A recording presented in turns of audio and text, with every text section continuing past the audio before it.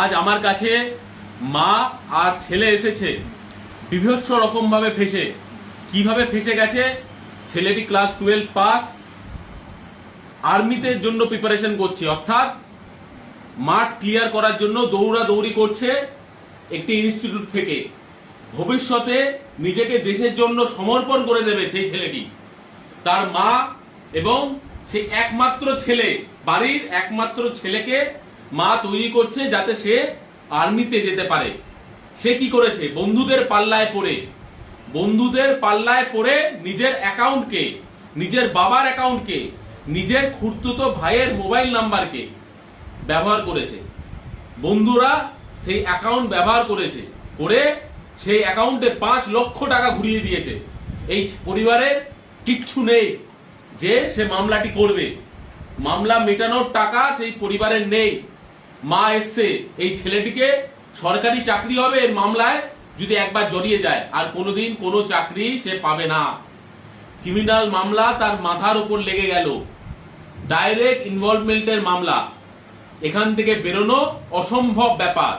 যদিও বেরোয়, মাথার মধ্যে এই মামলার দাগ থেকে যাবে। চাকরি তো পাবে না, বরং আরো আইন আদালতে ঝক্কি। এই পরিবারটির পাশে থাকুন, ভুল বুঝিয়ে যাতে নিজের অ্যাকাউন্টকে ব্যবহার করতে না পারে তার জন্য সবাই সঙ্গে বুঝবেন, এই ব্যাপারে থাকবেন।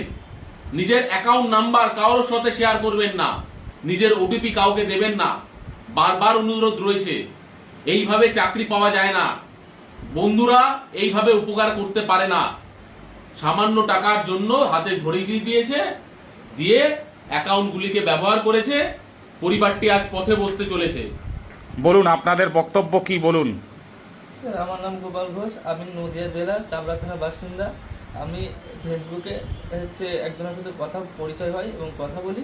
সে বলে একটা অ্যাপ্লিকেশন আছে, সেখান থেকে কিছু টাকা দেবে, কিছু কমিশন দেবে।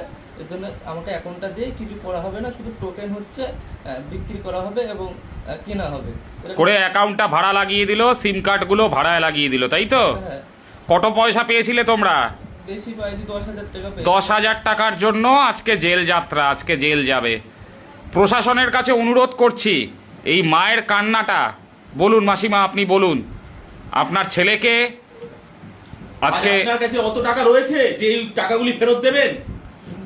বর যদি বরের অ্যাকাউন্টটা ভাড়া খাটিয়েছে, সেই টাকাটা ফেরত দিতে পারবেন? স্বামীর সাথে তো এতদিন ঘর করলেন, সেই স্বামীকে জেলে দেখতে পারবেন? ডাইরেক্ট ইনভলভমেন্টের মামলা, সলিউশন শুধুমাত্র জুনিয়র উকিল